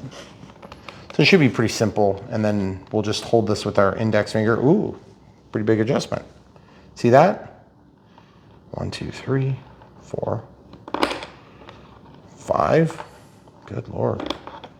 That's unusual how big of an adjustment that was. Glad we did it though. Okay, now I can take and just snap this on. Do you want to go like a video shot from the top, please? See how that snaps? Okay, that's ball link pliers. Something like this. We have tools like that on Brian Phillips RC. We have links to all that stuff. Sometimes people send us tools because they see us struggling, like without a plane stand. So they send us a plane stand. They're like, for God's sakes, use the plane stand instead of your wife's towels or blankets. And then I do, and it works perfectly. And other times I am really hard-headed and don't want to use a special tool like one of these. For years, I just used needle nose pliers and had fine success. But every time I needed to pop them off, almost impossible. Okay, now this manual, we're probably done with it actually. Because we have the center of gravity marked. Now let's look at the elevator. Oh, gorgeous. I feel totally comfortable that I'm not gonna have problems now. Now, I don't wanna test everything upside down, so let's check the gear real quick. First time Virgin operation. Oh, so sweet. Spring-loaded oleo soft. Spring-loaded here, a little bit harder, and ooh, they're not as rock hard as I thought. There's a little bit of give to them. It's pretty hard though. I'd like them to be soft like the Viper. Oh, that'd be awesome. Okay, so we have the gear down. We know that they are functional, and they do have spring-loaded gear, okay? But like I said, on the Big Brother, on the Big Sister, on the 80mm, you're gonna have even better gear. They're beautiful. Okay, so that's working. And that's not to say there's anything wrong with these gear. It's just more a matter of you won't believe the difference between the 80mm and the 70mm landing gear. They are impeccable, beautiful. Elevator up, elevator down, roll left, roll right, yaw left, yaw right. Okay, so that's all set. Okay, we don't even need to mess with that. Now, AS3X is probably already working, but we can't tell because we haven't given throttle. So I'm not gonna do that just quite yet. I'm gonna sit back down. I like to sit behind the plane I always quadruple check everything, make sure it's all working. It is definitely working. Throttle cuts off. I'm gonna secure the plane. I'm gonna give it throttle. Good power. Throttle cuts on. Now I can test everything's working, clear my timer. And look at this, guys, watch. Scroll over, over, over, over. Look at that. We have battery voltage. And then look at this. Oh yeah, Avian ESC. So what do we need? We need to have a channel. We need to have a channel all the way over to the left. Is G activated? It's not. Okay, so we're gonna go down to system setup, disconnect RF, channel assign. And what channel do we want it to be? I don't think we're gonna use that. But let's go ahead and use aux 2, which will be out of the pluggable channels. And we'll set it to switch G. Now, I know this stuff from memory, so I'm gonna select switch G, and this is where it's set right now. So when I move the switch, you can see aux 2 is moving. One of them is gonna give us forward thrust, that one. One of them is gonna give us reverse thrust, and the other is gonna give us reverse thrust. So we want these to be plus 100. This was gonna be minus 100 because I want this position to be forward thrust. But let's go ahead and make the assignment first. Okay, how do we do the assignment? What you're gonna do is you're gonna scroll all the way over and you're gonna do up throttle or low throttle, up elevator, and left aileron, okay? It's not gonna work because you have to do this within so many seconds of power cycle. Okay, so it's not gonna let you into the menu unless you jump back in right here. So I'm gonna go ahead and pull this plug, let it de-energize, and then plug it right back in. And then it takes a second to boot. So, you know, it's not like you have 10 seconds to get it done, but you will need to get it done in the first, 15, 20 seconds of operation. Okay, so now up elevator, left, and that's gonna change to step 2. And then right elevator. Okay, now we're in the Avian programmer. Fixed wing, brake, disabled, normal, proportional, reverse. There's reverse, and you see you just use your stick controls because this is serial control. Brake force. They want us to set it to something. I always leave it off.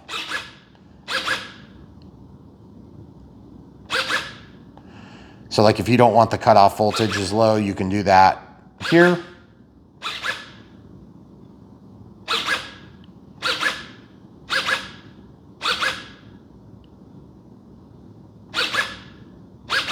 So now it's on channel 7. See, that's what we set it to. Okay, so we can exit with save. Now it's gonna bring you back out to your normal menu and it boots. Listen, secure the plane just in case you screwed something up, which you probably didn't. Okay, everything should be good. Controls are working. Now, what we're gonna do is we're gonna check this, but I'm gonna scroll off of that screen just so I don't confuse myself. I'm gonna go to monitor mode, and then I can keep track of what aux 2 is doing. Okay, so throttle cut is off.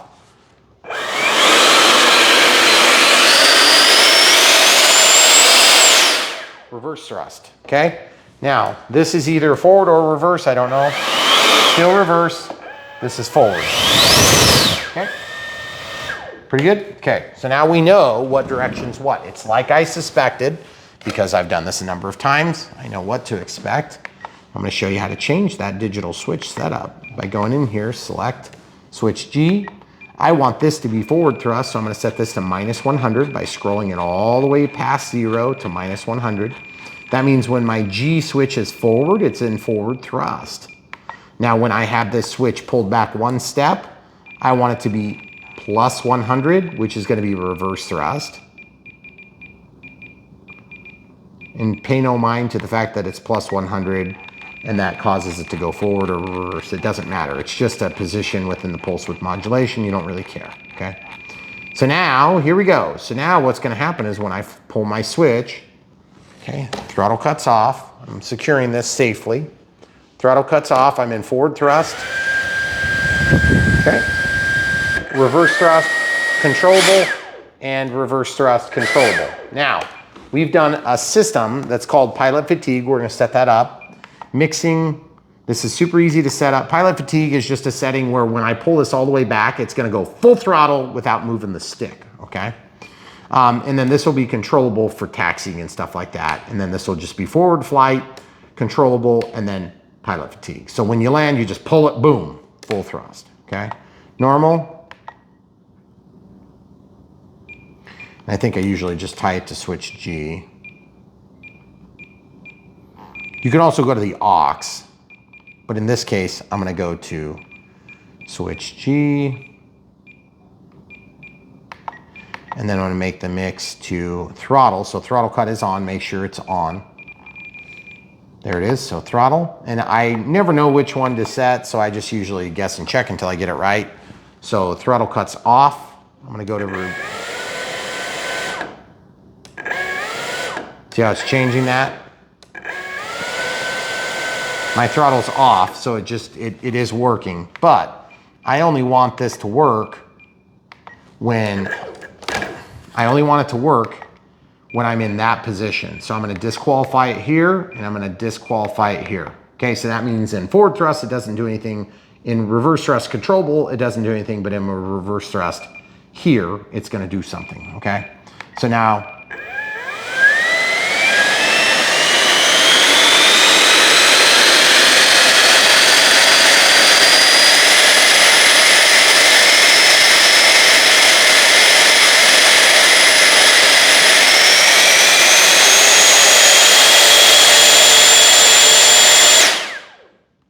that's so loud. Oh, it's ringing my ears now. Okay, so throttle cut's on, just to show you that still works, okay? Throttle cut's off. You guys hear paper towels? Okay, a lot more efficiency in forward thrust, just to be clear. Throttle cut's off. We have normal, oh, excuse me, throttle cut's off, forward thrust, controllable reverse thrust. You guys see what I'm talking about? Okay, so that's the way we mixed it up. Throttle cuts on, I'll show you that one more time. So rate's 100, offset, I'm gonna do -50. You might do a little bit more. Just play with it until you're comfortable, and make sure you disqualify the forward thrust and then the reverse thrust controllable. Now, why do we call it pilot fatigue? Pilot fatigue is just something, I didn't come up with that name. It's just a name that I assigned to a function that I like doing, which is full throttle, because when you're landing, it's unusual to move the stick forward on landing, okay? I don't want to build the muscle memory to move my stick forward on landing, because next thing you know, I'm going to fly next plane, I'm going to take off again on accident. Or I'm going to use an inferior ESC, which we have found to be true on some of the competitive offerings where we turn on pilot fatigue and the plane does get forward thrust. And then at some point it arbitrarily switches to reverse thrust. I don't like that. Now, we need to figure out how to do safe and AS3X right now. So we're gonna go into forward programming. That's right here. I'm gonna put my forward thrust on. Gyro settings, safe select. Okay, so we need to figure out which channel we're gonna use for that. We can use a non-pluggable channel. Safe select channel. See, we have to select a channel. And we can use gear, but I don't want to use gear because I have gear. Let's inhibit, we'll walk out, and then let's go to monitor by going over one step. And let's see, that's on aux 1 already.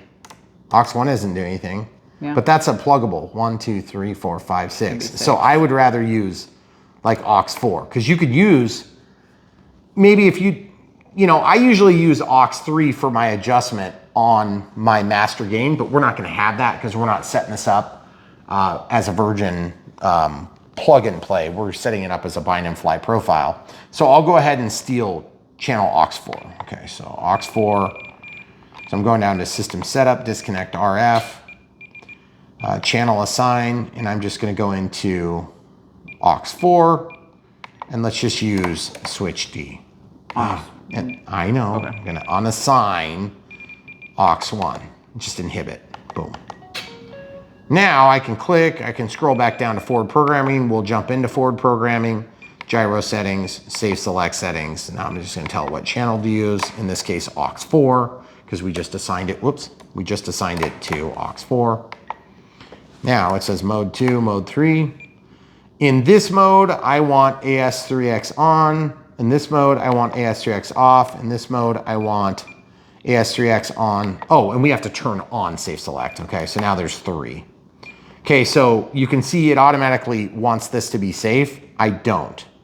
Okay, so the way you do that is you walk out, you click, you go to servo setup, travel, scroll over to reverse, and change aux4 just to reverse it. You could also do that in digital switch setup, but it's just a lot more work, and it's gonna give you the same exact outcome.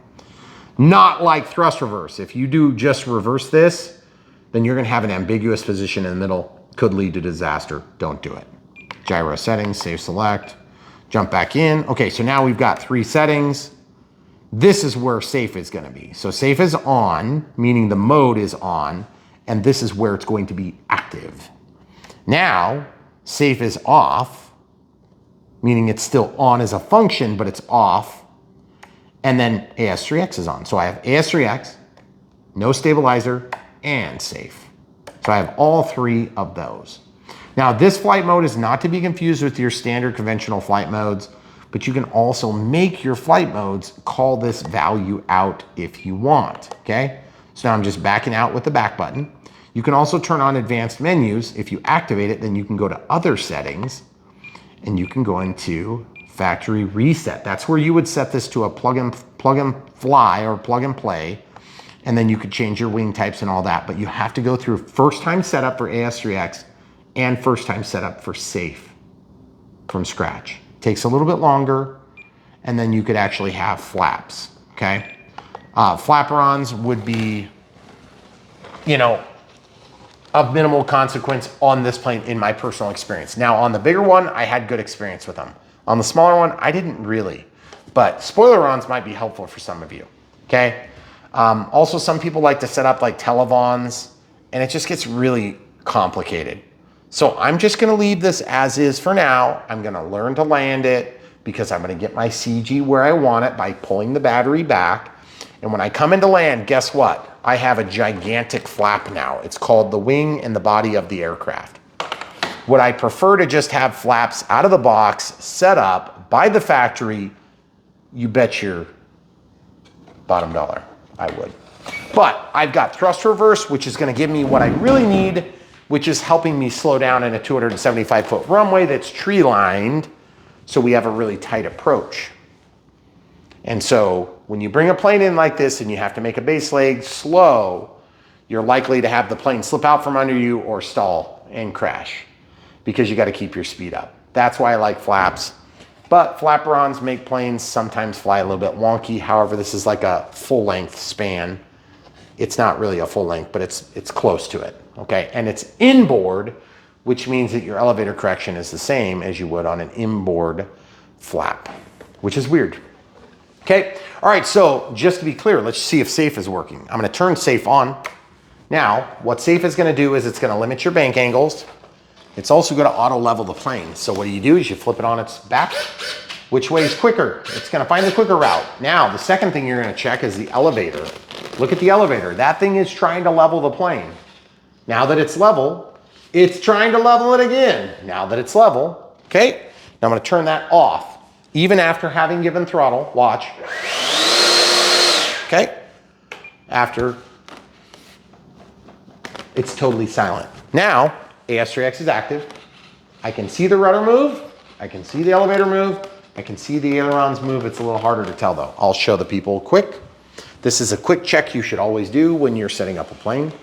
Look at that rudder. It should move toward me when I pull this. See how it's going toward me? Now it's going away from me. Now it's going toward me. Now look at the elevator. Up, down, up, down. It's gonna resist the movement. The ailerons are gonna be hard to see, folks. Roll up, roll down, roll down, roll up. You're just not gonna probably see the aileron movement. It's not a big enough movement. But if in doubt, take your hand, lay it on the surface. Up, I can feel it. Down, I can feel it. Up, I can feel it. Down, I can feel it. So what you're looking for is whatever direction. If you yaw the aircraft, the rudder should resist unless you're telling it with this thing, okay? Same thing on the ailerons. It should resist roll. So it's gonna go up and down like this and resist. Okay? Or if you're rolling the other way, it's gonna resist. If it's the rudder, it's gonna resist, resist, resist as you go up, resist as you go down. Auto leveling is a totally different situation, but it adds in the elements of AS3X as well. Okay guys, that is the full unbox, build, and radio setup. We showed everything from China gluing your joint to penetration of the rod right through the opening. And then we took you through the entire radio setup so you can get the most value out of your very expensive tool, which is in this case an NX10. By the way, if you're thinking of getting into the hobby and you're like, hey, I really like the F-16, I can handle it, I'm good. No, you can't. Get a plane that's gonna give you success. It is harder than you think. You'll crash, you'll fail, you'll quit. That's what happens. It's a very common problem. We call it one and done. We want to help protect you from becoming a statistical one and done. So just pick a better plane. This is a great plane. There's a million great choices. They're slower, they're easier, and you're like, but I want fast and cool. Trust me, you get your first slow as slow gets plane, you're gonna be crapping your drawers the first time you're in control. You will be having a mild heart attack, realizing just how scary it is to fly the first time. Trust me. And if you don't trust me, prove me right by buying this plane from the links in the video description below. And then you can come back and grovel and I'll help you anyway. Because the truth is, at the end of the day, we just don't want you to have a bad enough experience that you quit. Okay, you can have a bad experience, and some people need bad experiences to learn quicker. So for me, I didn't like learning on a simulator because I want the pain and suffering of difficult engagement. For you, that might be the exact opposite. You might want like, hey, I want the smoothest transaction. I'll use safe for 5 years, okay? Safe is gonna be what you're gonna be using when you're brand new if you wanna make it as easy and cheap as possible. Because remember, if your planes have a higher survival rate, then you'll have a higher survival rate, okay? That doesn't mean you're not ever gonna crash a plane, because you will crash planes. That's part of the nature of learning. And I remember one of my biggest complaints when I was learning to fly, I went to a local hobby shop and I was buying some props. And the guy at the station was just like, hey, I never break props. And I was like, what do you mean you never break props? And he's like, I never break props. And I'm like, dude, that's, first of all, you're a salesman in a hobby shop, for God's sake. You don't talk down to the people that are brand new. You know, you encourage them. You say, yeah, that makes sense. You know, buy a couple of props with the new, you know, timber or whatever it is. That's a great idea. When you're brand new, you're gonna break props all the time. You're gonna crash. You're gonna be using tons of China glue. So get some extra. Order some foam to foam when you order in this F-16 from the links in the video description below. Not only will you help to support us with small financial aid from these guys, commissions that come from the sale, but also when you order one from the competitor, you get some China glue, okay? The truth is, you're gonna need it. And CA, same thing. Kicker, same thing. We have all that in our supplies at Brian Phillips RC. If you can't find what you're looking for, we'll help you find it. If you follow the links, that's how we get commissioned from these different companies that we have relationships with, and that's how we make money at this, okay? So that's why we do these big, long, detailed videos, because we wanna bring you real value that's actionable. And then you can turn the key and fly your own airplane, okay? You can go from the chair to the air. And pun intended, that was weird. I thought maybe it was a cat or something. So the truth is, it is hard to fly RC. It is one of the hardest, most challenging transitions from no skill to flying. And then you're gonna be spending a lifetime getting good, okay? And if you're anything like me, it's gonna take you 2 or 3 years to really feel comfortable at the sticks where you can fly anything. When I say anything, I mean most planes. You're not gonna be flying jets and things like that right off the bat. That takes years, decades, you know, for some. And the truth is, I wanna help you find success because I wanna grow this hobby. I want more legislative authority because lots of people demand authority. Fewer people demand less authority.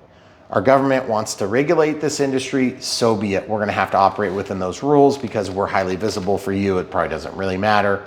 But if you're concerned about that, check out our remote ID thing. Remote ID is basically a transponder that you can buy. You can put in your plane, you can carry it from this plane to the next or whatever if you need to be compliant. Or you fly at a FRIA, which is basically a club, okay? No big deal. Or you can fly real small like sub 250. This one's actually a pretty big sub 250. This would be an ultra micro. Here's a Waco, another amazing option, sub 250. You know, and then of course there's gonna be helicopters and things like this that would be sub 250. Some of them have more technology crammed into them than others, and some are a lot more expensive than others. And we'll help you figure out what is right for you based on what you need. We don't know what you need. We're gonna demonstrate what's good about stuff and what's bad about stuff. And we're gonna show you the no BS, no frills build. Because at the end of the day, if you don't know how to build it, you're not gonna fly it.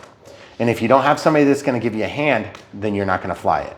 And if you can't find somebody that's gonna give you a hand, you're just gonna move on to something, you know, easier, okay? And so this hobby is hard to get started. But once you're in it, you're gonna find out just how rewarding it is. It's one of the most engaging RC experiences you will ever have. It's one of the closest things you can do to flying real airplanes. It's like controlling your own air show. It's amazing. It's one of my favorite things. And I've done all sorts of RC, cars, trucks, VTOLs, vertical takeoff and landing, quads, helicopters. And we do a lot of it on this channel. I mean, SR-71s, I mean, look at this F-7F. I mean, it's beautiful. We've done so many planes, hundreds and hundreds of planes. We've got thousands of square feet of our home and dwelling. We have other buildings that we're storing airplanes in. We have so many of them. So I really love this stuff. And we've spent a lot of money on our property to make an aerodrome where we've got multiple runways. We're not quite done with the second one. We're digging a pond right now so we can do float planes here and boats. And yes, I've done boats. I've done all that stuff. I've done submarines. That was before we did this channel. I used to do trains. I'm a big RC nerd, okay? And the thing is, flying fixed wing for me is where it's at. It's my favorite thing to do when it comes to RC. That's why you see hundreds of them in my home, okay? And my wife puts up with a ton of BS because I love this hobby so much. And my family puts up with it too, which is crazy. And I know it doesn't seem like that would be that big a deal, but here it is. My kids are waiting to eat dinner and it's very late. This is just our normal life because we want to bring you guys good, quality, helpful videos that are going to give you some tips and tricks, but really we're just going to help push you over the edge into doing what you really want to do anyway, which is buying this plane from the links in the video description below. This is a 70mm Thunderbirds F-16 from E-flite. E-flite's a good brand, reputable. If you have a problem, they'll back it up. That's one of the reasons why we really like working with them. It's also an American brand, Chinese products, just like everybody else, but it's an American brand with American employees and American insurance and American know-how and American obedience to stupid American laws. Unlike the Chinese who just cheat on everything, but they're still, you know, Chinese plants. Difference is they go to China, they say, fix this problem. And guess what they do? They fix the problem. Guess why? Because they have dollars and they spend them. Not every company has dollars to spend to send people out to China to say, are you doing it right? They do. So are they bigger? Are they the big bad wolf of the RC world? I don't know. I don't really think so. I just think they'd make a good product. And by the way, I've met, was it the VP of operations? He has a $26,000 jet with a turbine that shoots fire out the back. These guys love the hobby just like you and me. Yep. Okay, that's why. And I'm not saying that the other companies don't have that, but I'm just saying this. If you ever get the feeling, oh, big business are all about dollars and cents, of course they are. These companies need to be about dollars and cents. There's a million easier ways to make a buck than buying foam molds for 50 grand and paying for engineering in China so you can make a foam airplane. You could go collect garbage and you'd make more money. It'd be easier. It'd be less stress. It'd be less regulation. It would be more profitable. But guess what? There are some people that want to make money doing things that are good for a community that they love, and that's RC, okay? So we are all about it here on Brian Phillips RC. We want to help you guys enjoy the experience. And if you haven't ever done it, you're not going to enjoy it the same way. If you haven't ever experienced the pain and scariness and excitement and just near heart attack skill that it takes to start flying, you got to try it. It's amazing. Safe is going to get you over the hump, I promise. Between Safe and AS3X or other auto leveling options that are out there, we're going to help get you in a situation where you can find success. But it's not going to be with this plane. This will be probably, early in your EDF career.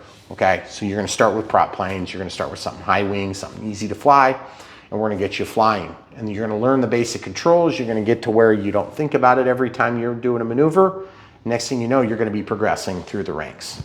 And then you end up here. You might only be like a year into your flying experience when you get something like this. It's not insurmountable. And truth is, it's a pretty easy one to fly. In the realm of jets, I still think the Viper is slightly easier, but that's an argument between me and lots of other influencers and lots of other people that are in the hobby, including E-flite. They probably would say this is probably like easier, or at least on par with the Viper. I think the Viper is easier myself. All right, that being said, when you get ready and you know you're hooked, the NX-10 is not gonna be good money after bad, but you can get this NX-7E and you can spend a lot less money. And you can do this and you'll get in and get your feet wet, and you can do everything we did on this model with the NX-7. You just might not choose AUX4 because you don't have AUX4, okay? That being said, if you want to get an NX-6, don't get it. You want to get an NX-8, maybe. If you want to get an NX-10, cool. If you want an IX-20, IX-14, IX-12, whatever, go for it. Knock your socks off. But what I don't want you to do is buy something less than you need, because you're going to waste that money getting to where you know you're going to end up. That's the truth. We want to help you guys make good decisions so you can have a great experience, cut some of the difficult factor out, cut some of the bad experience out. We're not going to cut it all out. You're still going to crash. You're still going to have issues. You're still probably going to cut yourself with an X-Acto knife or glue your fingers together with CA. I can't stop all that from happening, but I do want you guys to pick the right plane for the right reason, at the right time for the right person, and maybe on the right budget. So check it out. Links in the video description below. If you guys haven't already seen the flight and you're dying to see it, check it out. Should have published about the same time this video came out. And by the way, if you like seeing the Unbox build radio setup, we've done it for almost every plane we've done in the recent history. And so there are literally hundreds upon hundreds of Unbox build radio setups. So if you're thinking about buying a plane, just go to Brian Phillips RC. You can scroll through, see a picture. It's a thumbnail. It's going to be like me smiling and holding a plane. It'll tell you what the name is, what the size class is. You can either buy it there, there'll be links, or you can go to the video playlist for that particular plane. And so you want to scroll up to the oldest video, which is going to be the Unbox build radio setup in most cases. You can watch that. Now, sometimes we've done a couple of them, so you might have to scroll through a few, okay? Hopefully we answered all your questions, and then even a little bit more than you expected you might have. But at the end of the day, this is a hard hobby to get into, and we're going to help you do it on Brian Phillips RC. Thanks, guys, for watching. There's so much more right around the corner, sitting in boxes, ready to go. So we hope you guys will stay tuned. If you haven't already smashed the like button, please do so. It helps. We do long format. Long format is not popular right now. Short format is way more popular.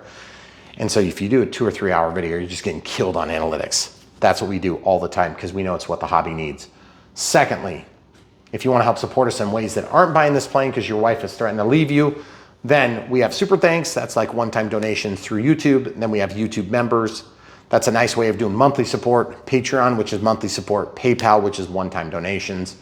But we still firmly and 100% always believe the best way to support us is to buy the right plane that you want, or the right helicopter that you want, or the transmitter that you need, or the backup battery, or whatever it is you're buying, and just buy from our links, and you'll help support us financially, and that helps get us covered for the time we spend, which is probably 50, 60 hours a week for my wife and I both to do this content. But we love doing it. It's still a lot of time. All right, that's all we got for you. Thanks for watching. Thanks for being part of our wonderful RC experience here on Brian Phillips RC. We'll see you on the next go round. Stay tuned.